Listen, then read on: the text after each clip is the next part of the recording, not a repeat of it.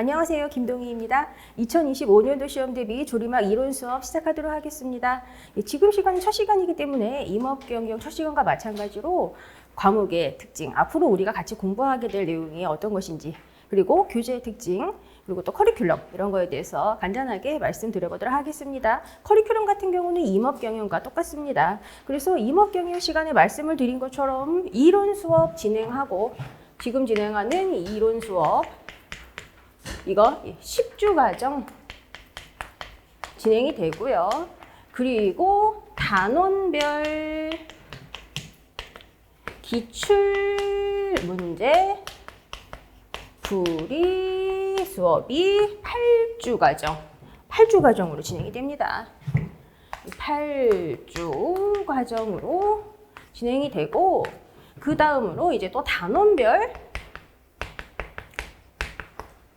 연습 문제 풀이 수업이 4주 과정으로 진행되고 그 다음에 국가직 대비 모의고사 4주 과정 그리고 이거 보고서 이제 국가직 시험 본 후에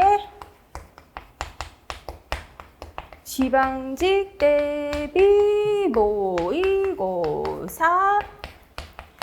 6주 과정 여기까지 진행되면 이제 2025년 시험 대비 커리큘럼은 다 마무리가 되는 것입니다. 지금 진행하는 수업은 이제 이론 수업이고요. 그리고 사실 조리막 같은 경우 양이 상당히 많습니다. 그래서 아마 작년 강의 수를 보면은 좀 많은데? 라고 아마 생각을 하실 거예요. 그래서 사실 이제 보강이 있습니다. 그래서 우리 시강에서 보강을 진행을 하면 당연히 보강 진행한 다음 날에 인강으로 또 수업이 업로드가 됩니다. 그리고 사실 이 조리막이라고 하는 과목이 굉장히 많은 대학교재 내용을 다 합해서 우리가 공부를 하게 되는 거예요. 그러다 보니까 양이 좀 많을 수밖에 없고요. 그리고 이 이론 수업을 진행을 할 때 기초를 튼튼하게 다져놔야 그래야 기출문제풀이 수업을 진행을 할 때도 이해도 더 잘 되고 그리고 또 항상 말씀드리는 거지만 기초가 탄탄해야지 위에다가 뭔가를 쌓았을 때 그게 제대로 쌓아질 수가 있겠죠. 기초가 탄탄하지 않으면 위에 뭔가 쌓았을 때 좀 갑자기 좀 뭔가 상황이 바뀐다거나 뭐 어려운 문제 만난다거나 하면 그럴 때 와르르 무너지는 경우가 생길 수가 있단 말이에요. 그래서 이론 수업 수업이 조금 약간 길다라고 느껴지실 수 있겠지만 이거는 진짜 기초 튼튼하게 하기 위해서 반드시 필요한 과정이라고 좀 생각을 해주셔야지 되겠고요. 그리고 최대한 이해 잘 하실 수 있도록 수업을 진행을 하도록 하겠습니다. 그래서 전공하신 분들 그리고 비전공자분들 전부 모두 다 잘 이해하실 수 있게 최대한 쉽게 설명을 드릴 거예요. 그리고 조리막이라는 과목이 이해를 많이 해두면 암기할 게 또 많이 줄어드는 그런 과목이에요. 모든 과목이 마찬가지죠. 그래서 무조건 드립다 암기만 하려고 하지 마시고요. 또 이해를 잘 하실 수 있도록 좀 그렇게 좀 공부를 해주세요. 그래서 수업 들으시고서 복습 잘 하시면 돼요. 제가 이해 잘 하실 수 있게 쉽게 설명을 드릴 거거든요. 그리고 단원별 기출문제풀이 같은 경우는 이제 프린트로 진행이 됩니다. 프린트로 진행이 되는데요. 상당히 많은 양의 문제들을 다루게 돼요. 그래서 반복적으로 아무래도 자주 출제되는 그런 사항들도 여기에서 우리가 확인을 할 수 있게 되고요. 그리고 또 이 단원별 기출문제풀이 수업을 진행을 하면서 중요한 개념들 다시 한번 설명드릴 거예요. 그래서 이 기출문제풀이 수업을 통해서 개념을 한 번 더 확실하게 정립을 하실 수 있는 그런 기회를 가지시게 될 거예요. 그리고 아마 이론 수업을 들으시는 동안에는 상당히 많은 양의 공부를 한 것 같은데 내가 뭐 한 건지 모르겠어. 이런 느낌이 들 수 있어요. 그런데 그런 느낌 드는 게 또 정상이에요. 정상이고 그런데 이 단원별 기출문제풀이 수업 있죠. 이걸 들으면서 내가 한 게 이거 한 거구나. 내가 전에 공부했었던 거가 이렇게 끼워 맞춰지는구나. 여기서 이제 딱 퍼즐이 맞춰주는 그런 부분이라고 생각을 하시면 됩니다. 그리고 또 공부가 이제 기출문제풀이 수업까지 어느 정도 좀 이루어졌으니까 그 다음으로 단원별 연습문제풀이 수업 진행되고요. 이 단원별 연습문제풀이 수업은 임업경영 할 때 말씀드린 것처럼 비공개된 기출문제도 여기 좀 들어있고 그리고 또 앞으로 출제될 가능성이 있는 그런 내용들 여기서 문제들 다뤄지게 됩니다. 그런데 이건 좀 빨리 다뤄요. 왜냐면 이미 공부가 어느 정도 된 상태에서 듣는 거다 보니까 기출문제 수업처럼 아주 꼼꼼하게 이렇게 설명을 할 필요는 없는 그런 정도 수준 내에서 이제 이게 진행돼서 좀 빨리 진행됩니다. 그리고 또 국가직 대비 모의고사와 지방직 대비 모의고사 이목경영과 마찬가지로 조리막도 좀 어렵습니다. 그래서 확실하게 좀 이해를 해야지 답을 찾을 수 있는 좀 수준 높은 문제들, 그런 것들 여기서 다루게 되고요. 이미 알고 있는 사항이지만 살짝 표현을 다르게 한 것들 있잖아요. 그런 것들도 여기서 다루게 됩니다. 그래서 이목경영과 마찬가지로 우리가 실제 시험장에서는 평소에 진짜 너무 쉽게 이거 문제 답 요거야 이렇게 딱 찾고 넘어갔던 것도 평소에는 그렇게 쉽게 답을 찾았어도 시험장에 들어가서 보면은 이게 헷갈려, 이거 뭐였더라 갑자기 생각 안 나, 그리고 뭐 너무 당황스러워, 이런 경우가 많이 생기니까 그런 거를 아예 사전에 딱 차단시키기 위해서 아예 많은 좀 수준 높은 문제들을 보고 들어가는 거예요. 아예 수준 높은 문제를 보고 시험장에 들어가면 좀 당황하는 게 좀 줄어들어요, 확실히요. 그리고 또 이 모의고사 문제, 얘네들 뭐 좋은 점수 못 나온다고 고민하실 필요 없으세요. 항상 우리가 본 시험에 들어가기 전에는 부족한 부분이 뭔지를 찾아내는 게 중요한 거거든요. 그래서 차라리 모의고사 이 문제풀이 요구할 때는 그냥 많이 틀리세요. 많이 틀려가지고 부족한 부분이 뭔지를 확실하게 찾아내고 그 부분을 채우는 게 중요한 거예요. 그리고 그 부분을 채웠으면 시험장에서 그거 봤을 때 뭐 안 틀릴 거 아니에요, 그죠? 그리고 또 전에 이런 분도 있었어요. 우리 이제 실강에서 전에 국가직 대비 모의고사 첫 주에 우리 여기 실강에서 꼴찌 했었어요, 어떤 분이. 그랬는데 국가직 시험에 붙었어요. 그분이 사실 이거 모의고사 첫 주에 꼴찌 했는데 진짜 굉장히 낮은 점수로 꼴찌를 했어요. 근데 방금 제가 말씀드린 것처럼 그분은 그렇게 차라리 많이 틀려가지고 부족한 걸 확실하게 찾아낸 거지, 자기가. 그래가지고 자기 틀린 거 진짜 확실하게 공부를 한 거예요. 그래가지고 그해 국가직 붙었어요. 그래서 얼마나 뭐 일 잘하고 있는지 몰라요. 그래서 그런 분들 근데 되게 많아요. 되게 많아요. 그래서 뭐 좋은 점수 못 받는다고 해서 뭐 실망할 필요 전혀 없어요. 괜히 어설프게 찍어가지고 맞추면 그게 진짜 나쁜 거야. 그러면 내가 이거 아는 줄 알고 시험장에 공부 제대로 안 하고 들어가가지고 아니 이럴 수가, 이게 갑자기 이런 당황스러운 상황이 생긴다고요. 그래서 얘네 점수 안 나오는 거 괜찮아요. 그런 거 좀 생각해 두시고 수업을 들어주시면 됩니다. 그리고 어제 이목경영 때도 말씀을 드렸지만 항상 복습이 중요하다고 말씀을 드렸었어요. 당일 복습을 좀 해주세요. 공부할 때 사실 당일 복습을 안 하고 다음날, 다다음날, 뭐 아니면 다음 주 이렇게 복습을 미뤄버리면 생각도 안 나고 시간도 오래 걸리고 그러면 그럴수록 공부가 더 하기 싫어진단 말이죠. 그러니까 꼭 당일 복습해 주세요. 오늘 수업 들은 거, 오늘 교재 꼼꼼하게 읽어보는 거, 그거는 금방금방 할 수 있단 말이에요. 이거 아까 전에 수업 들을 때 이거 이렇게 말했으니까 이거 맞아, 이거 아까 들었던 거 생각나, 이렇게 진행이 돼요. 근데 일주일 있다 봐봐요. 생각 진짜 안 한단 말이에요. 그러니까 무조건 당일 복습을 좀 해주세요. 수업만 듣는다고 해서 좋은 게 아니고 그 수업 들은 사항들, 이런 내용을 진짜 내 걸로 만드는 시간이 필요해요. 그런 시간은 내가 스스로 복습을 해가면서 정말로 다시 곱씹어보면서 진짜 내용들이 내 거가 되는 그런 과정이 이루어지게 되는 거예요. 조리막 책도 뭐 당연히 이목경영 책과 마찬가지로 1권, 2권, 3권 이렇게 구성이 되어 있고요.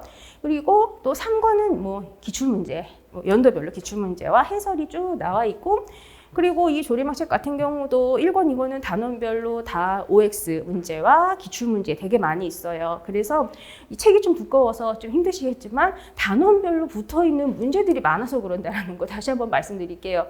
그리고 당연히 조리막 책도 이렇게 이론이 있으면 여기 이론이 있으면 여기 문제, 기출문제 붙어 있습니다. 그래서 여기에서 말하고 있는 이론 사항들이 어떻게 출제되는지 바로 옆에 날개에서 확인을 하실 수 있게 이렇게 구성이 되어 있고요. 그리고 또 출제되었었던 기출 지문들은 컬러 표시가 되어 있기 때문에 딱 보면은 한눈에 딱 들어오실 거예요. 그리고 또 우리 공부할 때 컬러 표시된 것만 보면 안 된다고 말씀을 드렸었죠. 컬러 표시된 건 당연히 알아야 돼요. 모든 과목들이 기출 내용은 무조건 다 알아야 되잖아요. 그죠? 그래서 컬러 표시된 건 당연히 알아야 되고 복습하실 때는 까만색 글씨까지 꼼꼼하게 읽으면서 해독을 해주셔야 됩니다. 그래야 전체적인 이해와 전체적인 틀이 잡히게 되고 요 내용에 대한 느낌, 그런 게 딱 정립이 된단 말이에요. 꼭 해독하는 거 무시하지 마세요, 정말로. 그래서 뭐 어떤 분들은 보면 뭐 까만 글씨 볼 필요 없어. 까만 글씨 볼 필요 없고, 뭐 이론서 필요 없어. 막 이렇게 생각하시는 분도 있는데, 이론서 필요해요. 이론서 읽은 분이랑 안 읽은 분이랑 진짜 결과가 확 달라진단 말이에요. 이론서 꼭 읽어주세요. 그러면 이제 우리가 앞으로 공부하게 되는 내용이 어떤 것인지 그냥 간략하게 한번 말씀드려보도록 하겠습니다. 일단 이 조림학이라고 하는 것은요, 우리가 살림에서 편익을 얻기 위해서 살림을 조성하고 가꾸는 것에 대한 것을 다루는 학문입니다. 그러면 살림을 조성을 하기 위해서 필요한 중요한 게 뭐냐면 나무가 있어야 되거든요. 그래서 우리는 나무의 특성 이런 것부터 공부를 하게 됩니다. 그래서 일단 우리 교재 이론편 1권 같은 경우는 조림의 정의가 뭔지, 인부는 숲이라고 생각하시면 된다고 말씀드렸죠. 예, 숲이 뭐 어떤 특성 가지고 있는지 막 이러한 것들 간단하게 얘기하는 그런 부분부터 해서 인목 6종까지 이론편 1권에서 이제 다루게 되고요. 지금 여기 같은 경우는 수목의 특성, 뭐 수목 생리, 뭐 환경 생태 뭐 이런 것들 위주로 좀 많이 다루게 돼요. 그리고 이 이론편 2권 같은 경우 여기는 그야말로 이제 기술적인 측면들 있잖아요. 예, 숲을 조성하고 가꾸는데 기술적인 측면들 그러한 것들이 본격적으로 이론편 2권에서 다루어지고요. 그리고 여기 이론편 2권 같은 경우는 여기에다가 제가 넣지는 않았지만 부록이 또 있죠. 그 부록 무시하면 안 돼요. 부록 무시하시면 안 되고요. 부록에 있어도 시험에 출제되는 부분이 있습니다. 그래서 우리가 이런 수업을 진행을 할 때 시험에 출제되는 부분 같은 경우는 부록이랑 같이 보게 될 거예요. 예, 그리고 진짜 본격적으로 먼저 오늘은 이따가 이 시간 끝나면 이 파트 1을 다루게 되는데요. 먼저 조림이 뭔지 정의를 먼저 이따가 다뤄보게 될 거고 살림의 종류에 대해서도 우리가 다뤄보게 될 것입니다. 뭐 살림의 종류, 뭐 순림, 혼혈임, 그리고 동령림, 뭐 일령림, 교림, 외림 이런 살림의 종류와 특성 그런 것도 여기서 우리가 다루게 되고요. 그리고 인분 밀도에 대해서도 굉장히 또 중요하게 우리가 다루게 되죠. 인분 밀도가 높다라고 표현을 한다면 숲에 나무가 굉장히 빽빽하게 있어. 그럼 밀도가 높은 거예요. 뭐 밀도가 낮아. 그러면 당연히 숲에 나무 듬성듬성 조금밖에 없대. 그럼 밀도 낮은 거죠. 그래서 밀도가 높을 때 나무가 어떻게 된다더라. 밀도가 낮으면 어떻게 된다더라. 그런 것도 여기서 우리가 이제 다루게 됩니다. 이거 되게 중요하고요. 많이 출제가 돼요. 이 부분이요. 그리고 여기는 뭐 시간 나면 봐도 되고 난 너무 바빠. 그럼 안 봐도 돼요. 근데 지금 이 부분을 넣은 이유는 어쩌다 한 번씩 이제 연구사라거나 뭐 이제 그런 거 준비하시는 분들 있잖아요. 그런 거에서 어쩌다 한 번씩 저쪽 내용이 나오기도 해요. 그래서 그런 분들 위해서 제가 넣어 놓은 거예요. 그런데 진짜 중요한 건 이제 여기까지가 진짜 중요한 이제 그런 부분이 됩니다. 그리고 파트 2 20개 좀 전에 말씀드린 것처럼 숲을 조성하려면 나무가 있어야 된다 그랬잖아요. 그래서 여기에서는 나무의 특성에 대해서 우리가 이제 다루게 됩니다. 그래서 이거는 이제 뭐 수목 생리 뭐 부분이라고 생각하시면 되고요. 그래서 일단 맨 첫 번째로는 이 수목의 형태와 관련해서 우리가 다루게 돼요. 그래서 뿌리의 특성, 뭐 가지 줄기의 특성, 막 그런 것들 있잖아요. 거기다가 잎의 특성, 뭐 그러한 것들 여기서 첫 번째로 다루고요. 그리고 이제 두 번째로 수목 생장과 관련한 부분을 다루는데요. 수목의 생장이라고 하는 것은 커다랗게 영양생장과 생식생장으로 구분이 됩니다. 그런데 영양생장 같은 경우 또 수고생장과 직경생장으로 구분이 돼요. 그래서 이 수고생장과 관련한 사항, 직경생장과 관련한 사항 이런 부분들이 여기에서 또 굉장히 또 중요하게 다루어지게 됩니다. 그리고 또 수고생장과 관련한 부분, 수고 이거 나무의 키예요. 그래서 나무가 어떻게 생겼어요? 나무가 그냥 간단하게 보면 여기 땅, 여기 지상부 이렇게 나무 이렇게 그려볼게요. 그리고 여기 이제 뿌리. 여기 이렇게 뭐 당연히 여기 뭐 가지가 있겠지. 그죠? 이렇게 볼게요. 그러면 수고생장이라고 하는 것은요, 나무가 이렇게 위쪽으로 자라는 거, 나무 키가 자라는 거, 그게 이제 수고생장이라고 하는 거예요. 그런데 이 수고생장과 관련해서도 유한생장, 무한생장, 그리고 고정생장, 자유생장 이런 식으로 또 구분이 되는 게 있어요. 그런데 그러한 것들의 특징 그리고 또 어떤 수종은 유한생장을 하는지 무한생장을 하는지 막 이런 것들에 대한 거 여기서 우리가 다뤄보게 될 거고요. 직경생장이라고 하는 거는 지름이 이제 커지는 거죠. 그러면 직경생장은 이렇게 지름이 커지는 거예요. 수고 생장은 키가 커지는 거고. 그런데 이렇게 직경 생장, 이거 굉장히 중요하거든요. 아무래도 우리가 나무를 길러서 그 나무를 가지고 가구도 만들고 뭐 집 만드는 데도 쓰고 한단 말이에요. 그러려면 아무래도 이렇게 직경이 큰 나무, 그런 애들을 우리가 얻어야지 되겠죠. 그래서 이 직경 생장이라고 하는 게 또 굉장히 또 중요하게 다루어집니다. 그리고 뭐 20개 분류, 뭐 이건 그냥 간단하게 뭐 침엽수, 화립수 뭐 어떤 게 있대 뭐 이런 거 간단하게 보는 거고요. 그리고 수목과 영양이라고 하는 것이 있습니다. 이 수목과 영양 같은 경우는요, 수목 체내에 있는 단백질, 지질, 탄수화물, 그런 걔네들의 뭐 종류와 특성 이런 것들 다루고요. 그리고 수목 생장에 영향을 미치는 무기 양분의 종류 이러한 것들, 그리고 그 무기 양분들이 또 어떤 역할을 하는지 이런 것들에 대한 것을 여기서 다뤄보게 됩니다. 그래서 구체적으로 무기 양분 같은 경우 질소, 인산, 칼리, 얘네들을 우리가 보통 뭐 비료의 3요소 뭐 이렇게 말하거든요. 근데 사실 뭐 그 비료 3요소 이렇게 말하는 거는 이제 농업 쪽에서 비료 주잖아요. 이제 그럴 때 우리가 비료 3요소 이렇게 말하는 거예요. 근데 왜 비료 3요소라고 농업 쪽에서 얘기를 하냐면 식물들이 자랄 때 땅에서 질소, 인산, 칼리를 제일 많이 빨아먹으면서 자라거든요. 그러다 보니까 땅에서 무한대로 이거 계속 공급해 줄 수 있는 건 아니니까 우리 사람들이 땅에다가 비료로 얘네를 많이 넣어줘야 돼. 그래서 얘네를 비료 3요소 이렇게 얘기하는 거예요. 그런데 사실 산림에서는 우리가 뭐 농사 지을 때처럼 그렇게 비료를 많이 땅에다가 주지는 않아요. 막 비료 주고 이런 거 안 해. 그래도 이 질소, 인산, 칼리 얘네들이 이 수목의 몸체가 커지고 몸체 형성되는 데 있어서 제일 중요하고 많이 흡수가 되는 그런 요소들이기 때문에 얘네 굉장히 중요하게 우리가 이제 다루게 됩니다. 그리고 여기까지는 비료의 3요소라고 말할 만큼 제일 중요한 3가지 무기 양분이고요. 여기에다가 칼슘까지 더해지면 비료의 4요소라고 말할 만큼 이 중요한 4가지 원소가 됩니다. 그리고 뭐 얘네들은 또 이런 무기양분들, 얘네들 같은 경우 뭐 체내에서 하는 역할들, 그리고 얘네가 부족하면 어떤 현상이 생긴다더라, 뭐 이러한 것들, 결핍 증상 관련한 것도 굉장히 중요하죠. 그리고 식물 호르몬이라고 하는 것이 있습니다. 우리 사람도 몸에 호르몬이 있잖아요. 그런 것처럼 식물들도 이 식물의 뭐 생장과 뭐 이런 거 뭐 삶에 영향을 미치는 식물 호르몬이라고 하는 게 있어요. 그래서 뭐 옥신, 지베렐린, 그리고 시토키닌, 뭐 에틸렌, 그리고 A, B, A 막 이런 게 있단 말이에요. 그래서 이런 식물 호르몬들이 체내에서 어떻게 작용을 하는지 뭐 그러한 것들을 우리가 또 다루게 됩니다. 그런데 그냥 칠판에 적었으니까 저 식물 호르몬들이 수목한테 어떤 영향을 미치는지, 어떤 역할을 하는지 한 가지씩만 한번 말씀드려 보도록 할게요. 이 옥신이라고 하는 것은요, 정아우세 현상에 관여합니다. 정아우세 현상. 정아우세 현상이 관여합니다. 정아라고 하는 것은 뭐냐면은요, 여기 나무, 여기 수목, 여기 이렇게 나무 원줄기 부분, 이 부분 있잖아요. 여기 맨 정중앙 꼭대기, 여기에 있는 눈이 정아예요.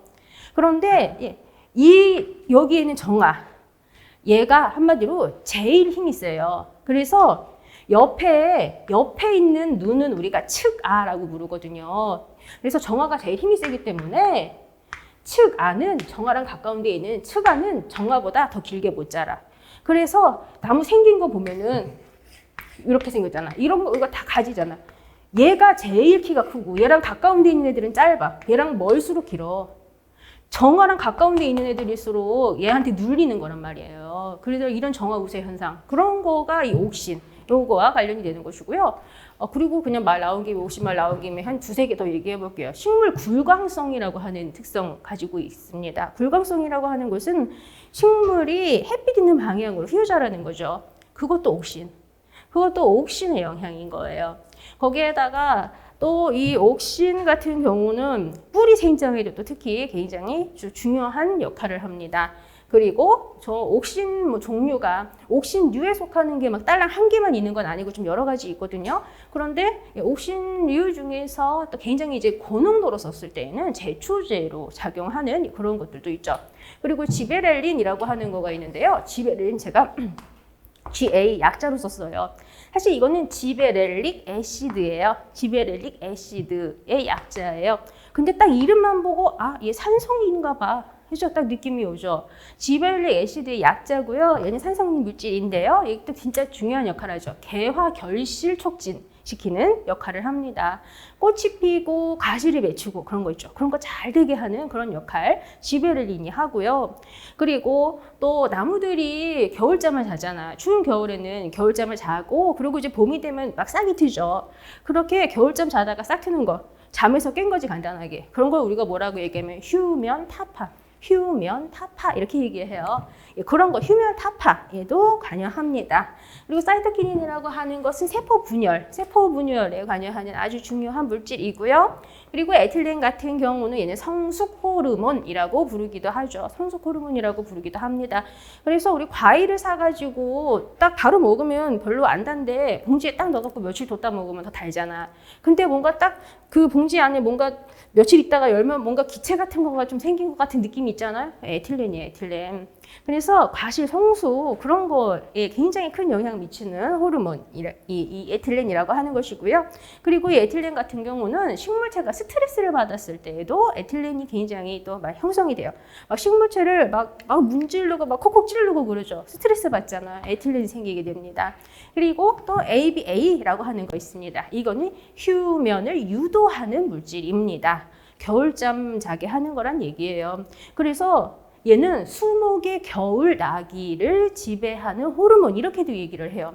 수목이 겨울철에 얼어 죽지 않고 견디기 위해서 겨울잠 자잖아요. 휴면을 하는 거, 휴면. 그런데 그렇게 휴면을 유도하는 거. ABA라고 하는 애가 하는 역할입니다. 예, 그리고 뭐 이 ABA 같은 경우는 뭐 탈리 현상, 막 잎이 떨어지는 뭐 탈리 현상 이제 그런 거에도 또 이제 관여하고요. 그래서 얘네들 공부하게 될 거예요. 얘네도 공부하게 될 거고. 그리고 지금 이런 거는 다 이 나무 자체에 대한 그런 사항들인 것이죠. 숲을 구성하는 거, 한마디로 산림을 조성하기 위해서 반드시 필요한 그 나무의 특성, 그거를 우리가 여기서 알아보게 되는 것입니다. 그리고 그 다음으로 이제 산림 환경 파트로 들어가게 되는데요. 나무는 어때요? 땅에 뿌리 박고 살죠. 땅에 뿌리 박고 살아요. 그죠? 그리고 또 나무는 광합성을 해요. 광합성을 해요. 그죠? 그러면 광합성을 한다라고 말씀드렸는데요. 나무가 광합성해서 뭘 만들어요? 탄수화물을 만들죠? 탄수화물을 만들죠. 나무가 광합성해서 탄수화물을 만든다라는 것 정도는 우리가 알아요. 그런데 이 햇빛이고요. 그죠? 그리고 여기 보면은 탄수화물이라고 지금 되어 있잖아요. 탄수화물의 탄이 뭐냐고? 탄소. 수는 물이에요. 한마디로 탄소하고 물을 버무려서 만들어지는 물질이 탄수화물이라고 하는 건데 이거 버무릴 수 있는 에너지, 그게 햇빛 에너지라는 얘기예요. 그렇기 때문에 산림 환경 중에서 이 기상과 관련해가지고는요, 광 조건이 있죠. 이 광이 있어야, 그래야 그야말로 광합성이라는 게 이루어질 수 있으니까 저런 광 조건 저거 굉장히 또 우리가 중요하게 다루고, 그리고 당연히 뭐 광합성 자체에 대한 것도 여기서 굉장히 중요하게 다루게 됩니다. 그리고 이렇게 나무가 땅에 뿌리 박고 살잖아요. 그러면 당연히 이 토양의 특성도 알아줘야지, 그죠? 그리고 우리가 뭐 산림 조성하기 위해서 나무를 심어야지. 그런데 뭐 그냥 아무 나무나 아무 땅에 갖다가 심는다고 애가 살 수 있는 게 아니거든. 이 나무의 특성도 알아야 되고 이 토양의 특성도 알아야 되고 서로 맞는 조합을 딱 생각을 해서 애들을 심어줘야지 애들이 땅을 잘 잡고 살잖아요. 그래서 이 토양 조건도 우리가 굉장히 중요하게 또 다루게 됩니다. 그래서 뭐 산림 토양의 특성, 산림 토양 pH, 산림 토양에 있는 미생물, 이러한 것들 다 이제 우리가 여기서 다뤄보게 되고요. 예, 그리고 아마 공부하시다 보면은 지금 진짜 뭐 할만하다, 재밌다라고 느끼실 사항이에요. 느끼실 거예요. 그렇게. 그리고 그 다음으로는 이제 산림 생태와 관련된 부분으로 이제 가게 되는데요. 생태계라고 하는 것은 굉장히 좀 넓은 범위라고도 볼 수가 있어요. 예, 그래서 이 산림 생태계와 관련해서 그야말로 이 나무가 사는 숲, 이것도 이제 생태계를 구성하는 거잖아요. 그래서 이제 전체적인 생태계의 특징, 이런 걸 우리가 여기서 보게 될 것인데요. 여기에서는 우리가 어떤 부분들을 굉장히 중요하게 다루게 되냐면 분해의 정의, 그리고 뭐 분해 과정 이런 거. 그리고 천이라고 하는 거. 이거는 어떤 곳에서 식물 군집의 변화가 생기는 과정이에요. 그런데 그럼 이제 천이가 무엇인지, 그리고 천이의 종류, 천이의 영향에 끼치는 요인, 이러한 것들 우리가 여기서 다루게 됩니다. 그리고 또 여기에서는 또 중요하게 다루는 게 또 지구의 식물 군계와 지구의 식물 군계와 그리고 종다양성,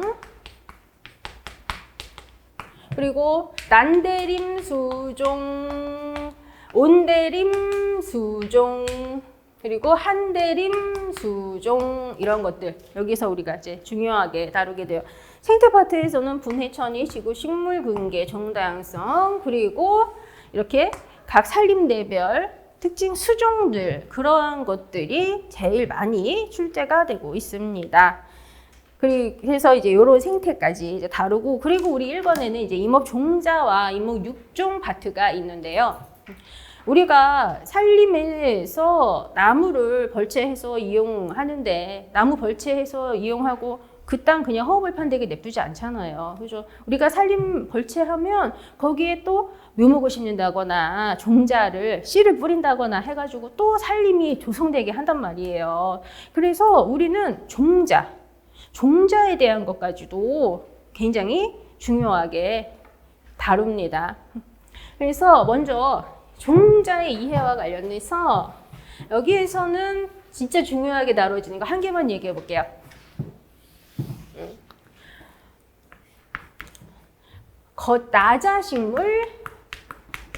나자식물, 그리고 피자식물, 식물 이렇게 구분하는데요. 이거 뭐 식물 구분하는 그 기준은 굉장히 다양한데, 지금 이거 같은 경우는 나자식물, 피자식물 이렇게 구분한 거는, 나자식물은 종자가 나출되어 있다는 뜻이에요. 이거 거시식물, 그거를 이렇게 좀 구식 표현으로 나자식물 이렇게 표현하는 거고요. 피자식물이라고 하는 건 종자가 뭐에 쌓여 있다라는 거예요. 이거는 속시식물 이렇게 얘기해요. 그런데 나자식물은 단일 수정을 하고 피자식물은 중복 수정을 한대. 중복 수정. 이게 종자 이해와 관련해 가지고 진짜 중요하고요. 무조건 깔고 가야 되고, 이거는 뭐 진짜 많이 나오는 그런 사항이라고 볼 수 있어요. 그래서 지금 우리 거시식물, 나자식물, 그거는 뭐 소나무 그런 거 생각하시면 돼요.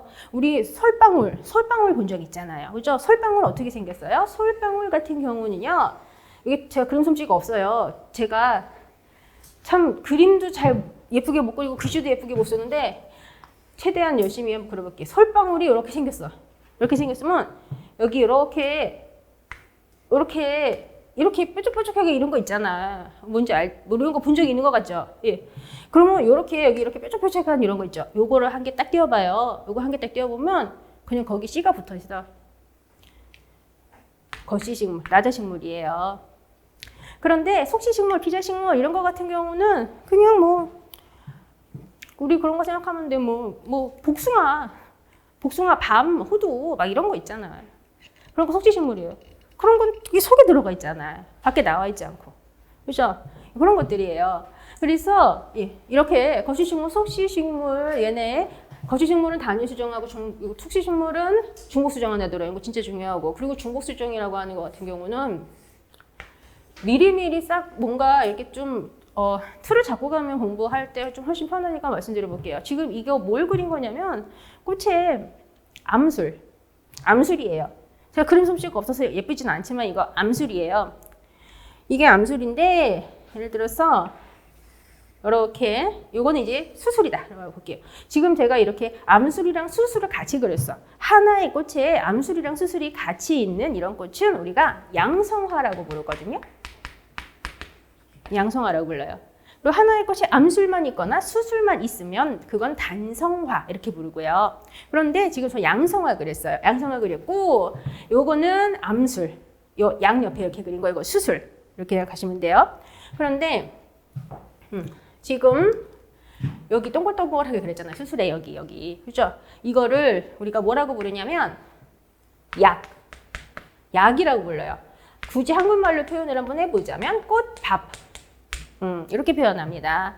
그래서 여기서 꽃가루가 만들어지는 거예요. 꽃가루, 화분이라고 하는 게 만들어지는 거예요. 그런데 이 속시식물 같은 경우 중복수정한다라고 말씀을 드렸는데 그 중복수정에 대해서 그림으로 한번 나타내 볼게요. 여기 암술 중에서도 여기는 암술머리, 암술대예요. 길다란 거, 암술대. 그리고 이 커다란 동그라미, 요거는 자방이라고 부릅니다. 자방이라고 하는 건 앞으로 열매가 될 부분이에요. 열매 속에 종자 들어있잖아. 그죠? 여기는 이제 열매가 될 부분이고요. 종자가 들어있는 방인 거예요. 간단하게. 그리고 이 자방의 안에 뭐가 들어있냐면 배주라고 하는 것이 있습니다. 그리고 이 배주를 이렇게 왕크게 그렸는데 이건 그냥 제가 그림을 좀 편하게 그리려고 이렇게 크게 그린 거고요. 이 배주가 앞으로 종자가 될 거예요. 배주가 앞으로 종자가 될 부분입니다. 그리고 이 배주의 안에는 뭐가 있냐면 배낭이라고 하는 게 있습니다. 배낭이라고 하는 게 있고요. 그리고 배낭의 안에 여기 난핵 1N짜리가 있고 극핵 2N짜리가 있어요. 그리고 난핵 옆에는 조세포 2개, 이쪽 위에는 반족세포 3개 이렇게 있는데 만약에 이제 여기 꽃밥, 약이라고 부르는 부분, 여기서 꽃가루가 만들어졌어. 그러면 여기 열린다고요. 그게 열려. 그래서 꽃가루가 암술머리에 가서 딱 자리 잡는 거예요. 이걸 우리는 수분이라는 이름으로 얘기합니다. 그런데 이 꽃가루 속에는 뭐가 들어있냐면 꽃가루 속에는 지금 노란색 점 2개 그랬어요. 노란색 점 이거 뭐냐면 정핵이에요. 정핵. 뭐 정세포 뭐 이렇게 표현해도 되고요. 그리고 난핵 이것도 뭐 난세포 이렇게 표현해도 돼요. 그런데 여기 이렇게 정핵이 여기 있고요. 그리고 여기에 또 화분관핵이라고 하는 게 있습니다. 화분관핵이라고 하는 거가 한 개 있어. 그러면 이 화분관핵이라고 하는 거 있죠? 얘가 이렇게 딱 이렇게 수분된 후에 얘가 자라가지고 다리를 쭉 뻗는 거야. 뻗어가지고 요렇게 해서 요렇게 요 밑에 여기 배주의 작은 구멍이 있는데 걸로 가서 딱 끼워져. 그러면 이게 어떻게 된 거냐면 이 정액이 배낭으로 타고 들어갈 길을 터준 거야 지금. 그러면 이 정핵 2개가 이 점 2개 그렸어. 이 정핵 2개가 또로로록 이 길을 타고 들어가가지고 하나는 난핵이랑 합해지고요, 하나는 극핵이랑 합해진단 말이에요. 그래서 정핵 하나는 1N짜리 하나는 극핵이랑 합해지고 또 정핵 1N 얘는 또 난핵이랑 합해져서 난핵과 정핵, 난세포와 정세포 이렇게 표현해도 되고 얘네가 합해지면 2N짜리가 되고 이 2N짜리는 우리가 접합자라고 부르고요. 이 접합자라고 하는 게 배가 됩니다. 배가 되고요. 그리고 극핵 2N이랑 정핵 하나가 만났어. 그러면 이거는 3N이 되고요. 이 3N짜리는 배유핵이 되는 거죠. 그리고 이 배유핵이라고 하는 것은 이제 배유가 돼요. 그러면 간단하게 배랑 배유 이거 얘기했는데 우리 맨날 먹는 쌀 가지고 한번 얘기해 볼게요. 맨날 먹는 쌀 한번 생각해 보실래요? 쌀이 이렇게 있죠? 쌀룬 있죠? 쌀룬 있지? 쌀룬 배예요.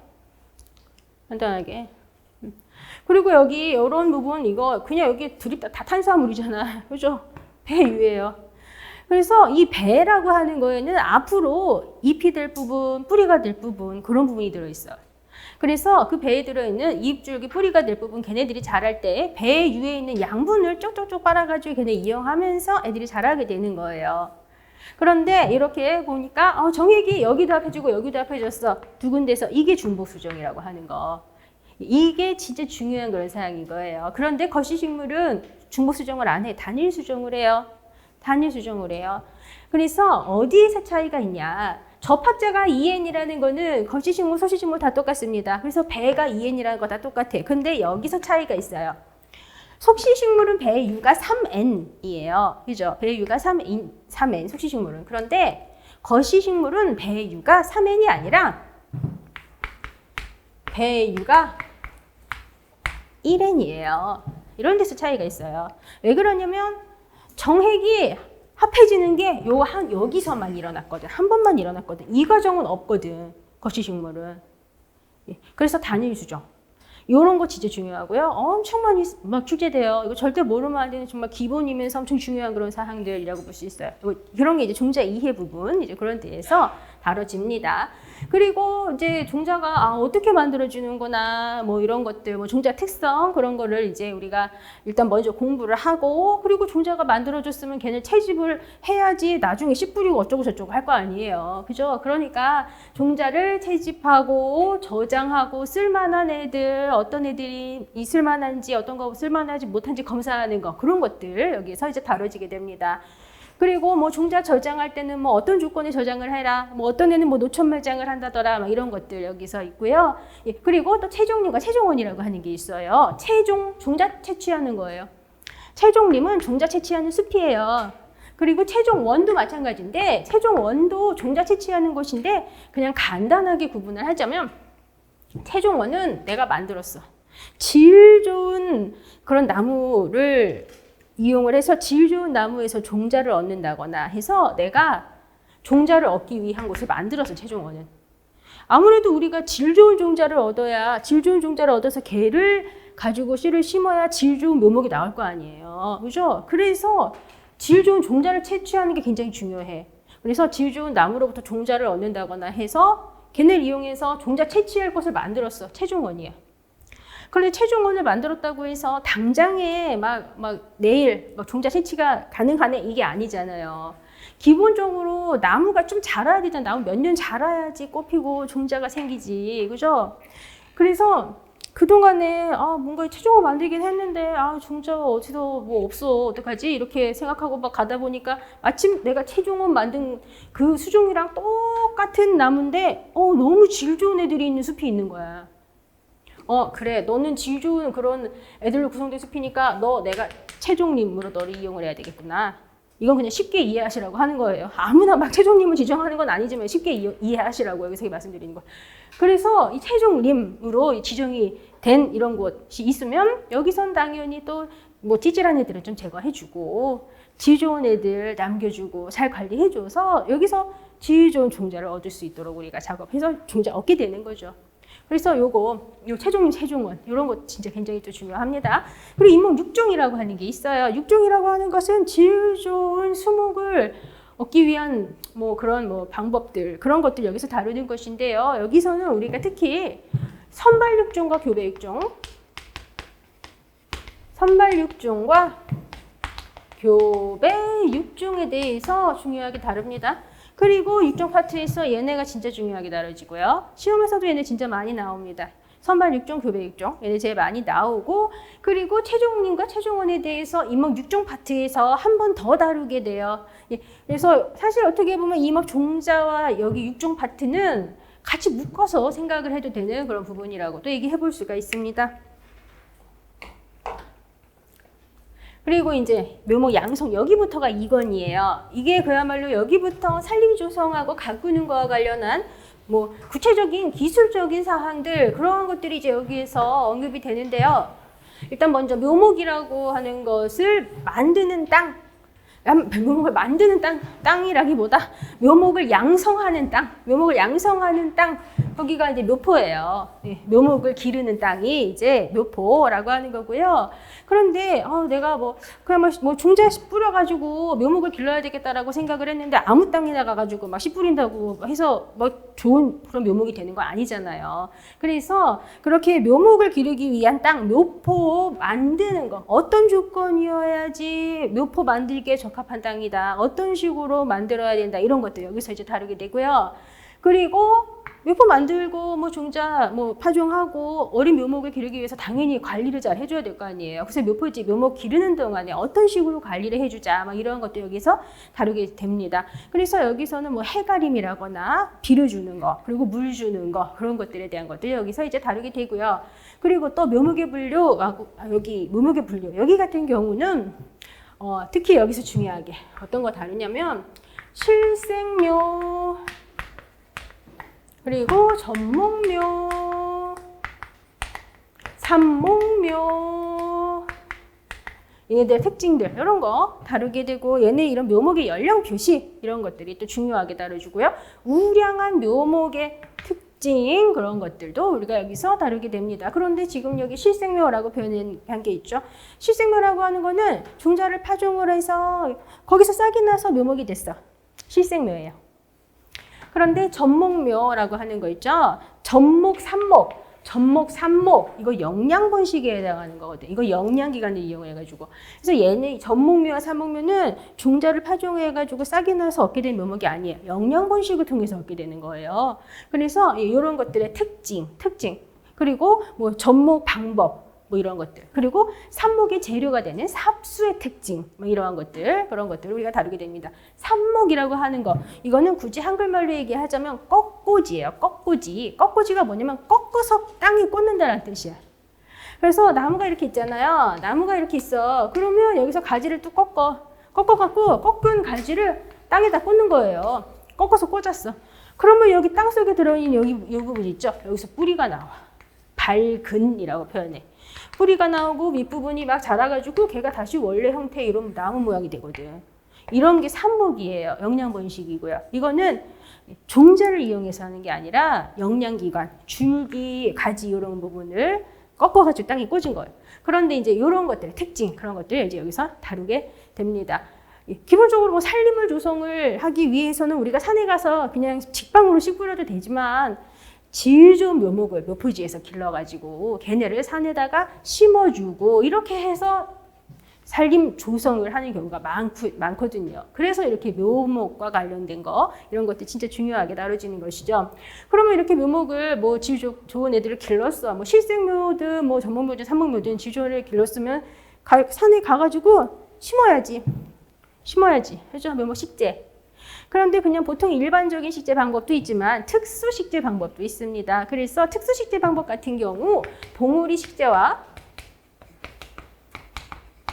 치식 이런 것들이 또 많이 출제되고요. 이 외에도 용기묘 식재와 대묘 식재 이러한 것들까지도 또 중요하게 다룹니다. 그런데 지금 칠판에 적은 봉우리 식재, 치식 이거는 기본 중의 기본이에요. 그래서 아마 공부하시고 뭐 그러다 보면 봉우리 식재 치식 야 이런 거 뭐 이런 문제 나오면 이거 진짜 나한테 보너스를 줬구나라고 생각을 하시게 될 그런 부분이죠.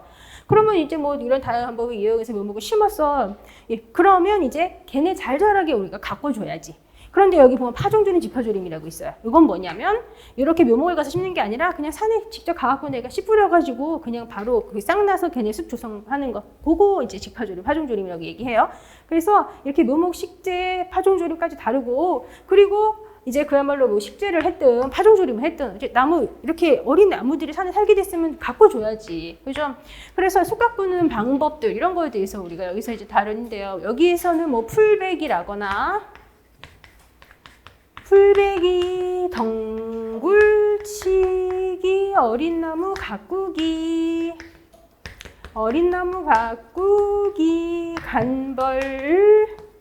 간벌, 이거 속가배기 90편이에요. 간벌, 그리고 가지치기, 뭐 이런 것들에 대해서 여기서 다루게 됩니다.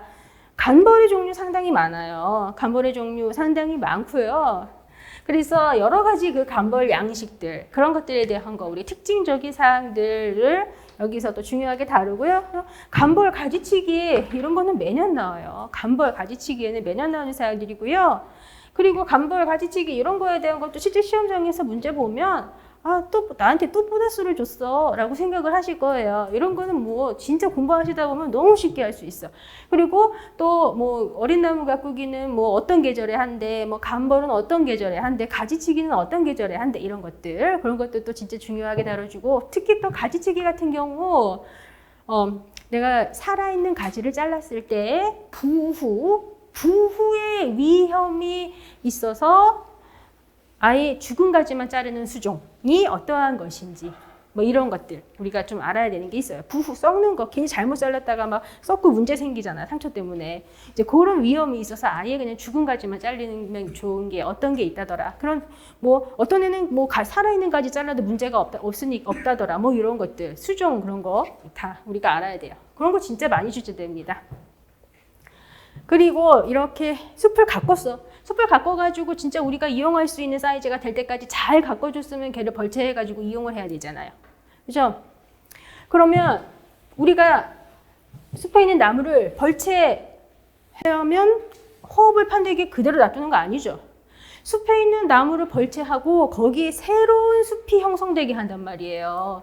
그렇게 숲에 있는 나무를 벌채함과 동시에 새로운 숲이 형성되게 하는 거, 그게 갱신이라고 하는 거예요. 보험갱신처럼 생각하면 돼.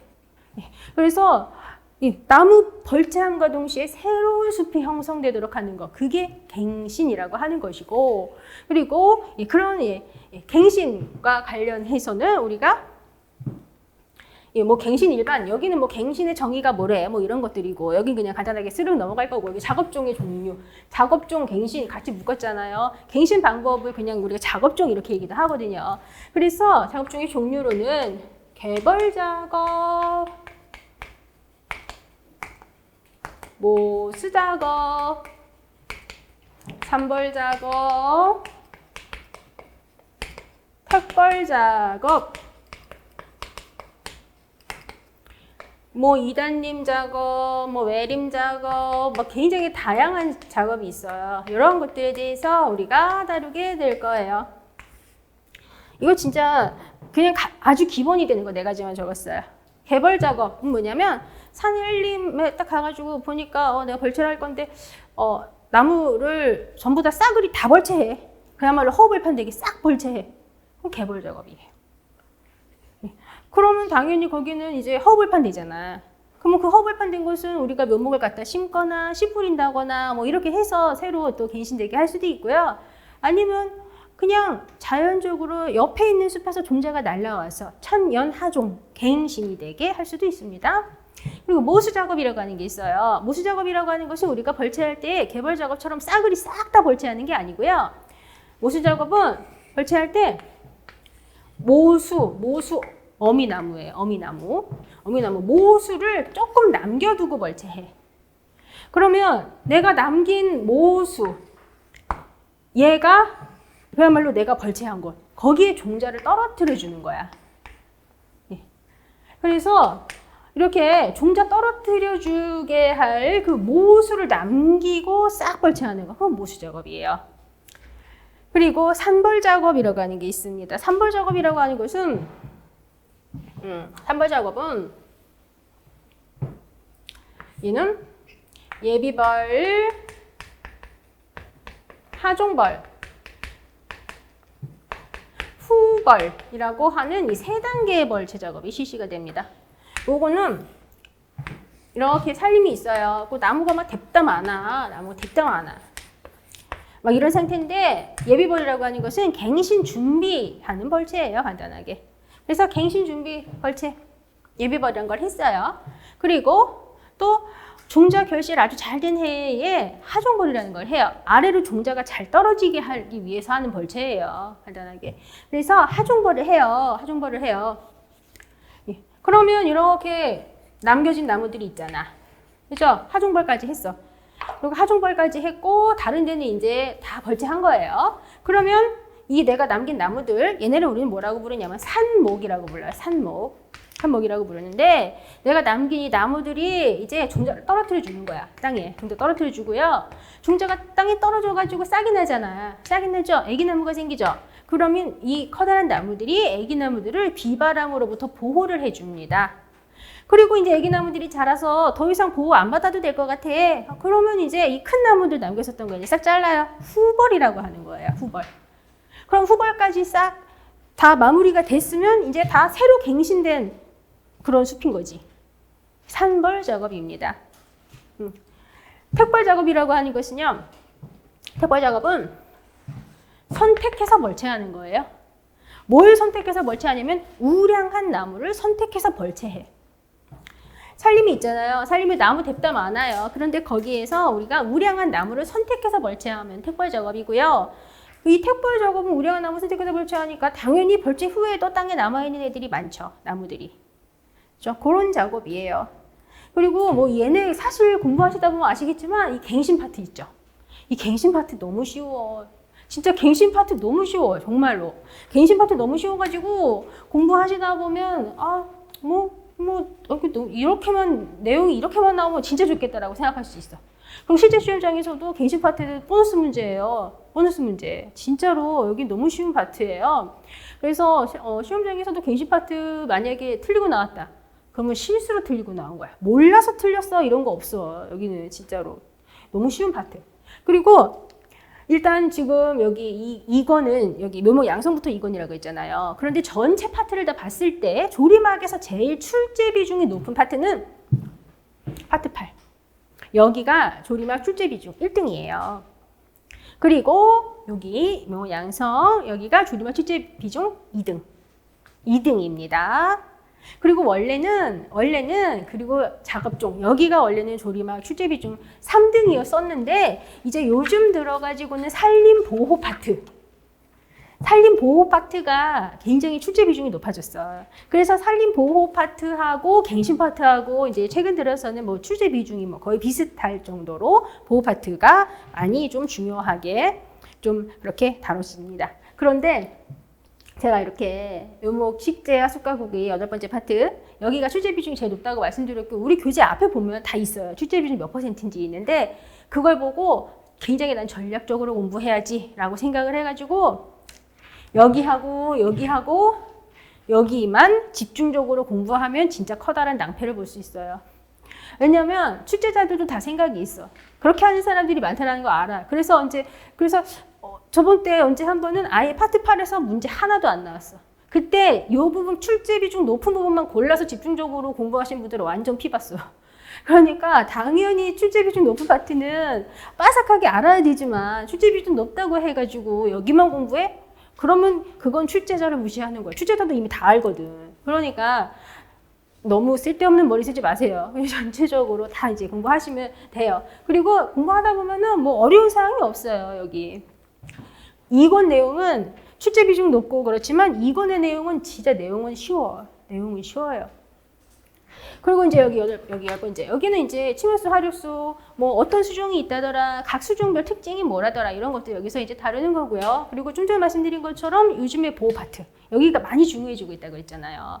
그래서 특히 뭐 비생물적 산림 피해 같은 경우는 고온에 의한 피해, 저온에 의한 피해, 뭐 과습에 의한 피해, 물 부족에 의한 피해, 산불 이런 것들이 있는데요. 특히 이제 산불과 관련한 거. 요즘 산불 진짜 너무 문제야. 그렇죠? 그래서 그런 거 아주 중요하게 다뤄주고 있습니다. 산불이 난 후에 산림 토양에 어떤 변화가 생긴다더라. 뭐 그런 것도 있잖아요. 그리고 산불이 났을 때 잘 견디는 수종, 못 견디는 수종 이러한 것들. 그러한 것들 여기서 다루게 되죠.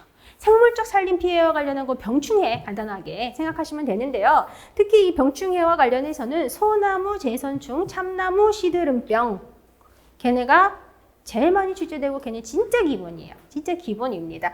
소나무 제선충병과 참나무 시드름병이 제일 많이 출제가 된다는 건 걔네가 진짜 큰 문제라서 그렇겠죠. 그래서 그런 것들 여기서 이제 다루게 되고요. 그리고 사실 여기 주수종의 특성 여기하고 산림보호 파트 여기 같은 경우는 사실 기출된 내용 위주로 좀 확실하게 수업을 진행을 할 거예요. 그래서 기출 프린트, 파트 10, 11 부분은 기출 프린트를 수업 시간에, 이론 수업 시간에 나눠드리고 가지고 공부를 하게 될 것인데요. 그 기출 내용을 확실하게 다 공부하면 돼. 확실하게 공부하면 실제 시험장에서 문제가 될 거 하나도 없어요. 그런데 이제 이 수종의 특성과 관련해 가지고는요. 가끔 가다가 아주 생뚱맞은 수목학의 문제들이 나오는 경우가 있어요.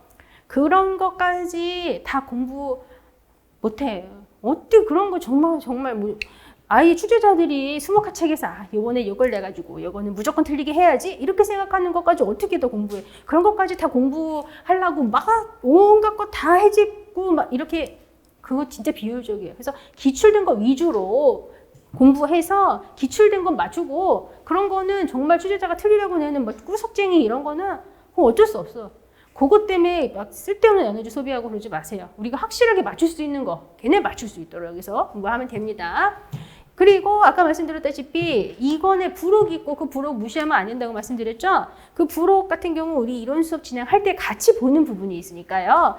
그거 절대 무시하시면 안 됩니다. 이러한 것들, 이런 것들이 이제 우리가 같이 공부하게 될 사항이에요. 이 조리막이라고 하는 과목이 공부하다 보면은 진짜 재밌어요. 진짜 재밌어요. 그리고 뭐 개인차가 있지만, 조리막 같은 경우 뭐 정말 암기하는 거 빼면 암기 뭐 수정 암기 이런 거 있는데 그런 수정 암기만 빼면 정말로 뭐 너무 뭐 정말 양은 많지만 진짜 할만하다 이렇게 말씀하시는 분들 진짜 많아요. 진짜 많아요. 그래서 부담 갖지 않고 공부하셔도 되는 그런 부분입니다. 사실 우리 이번 주 전공 과목이요. 이게 참 어렵다면 어렵고 그렇지 않다면 그렇지 않아요. 근데 이게 사실 이목교양도 그렇고 조리막도 그렇고 사실 딸랑 대학교재 한두 권 뭐 이런 내용이 아니고 굉장히 여러 그런 막 굉장히 막 퍼져 있는 그런 것들을 다 핵심적인 것만 모아서 우리가 이제 수업을 진행을 하다 보니까 그래서 조금 어렵게 느껴지시는 부분도 당연히 있겠죠. 당연히 있겠지만 공부하면 할수록 되게 재미있어요. 조리막, 이막교양 둘 다. 그리고 어제 말씀드린 것처럼 공부가 재밌다 생각해야 더 재밌어진다고 말씀을 드렸죠. 재미없다고 생각하면 진짜 재미없어. 그러니까 재밌다 생각을 해주세요. 근데 진짜 재밌어지실 거예요. 그러면 잠시 쉬었다가 이제 진짜 본격적으로 파트 1 들어가도록 하겠습니다.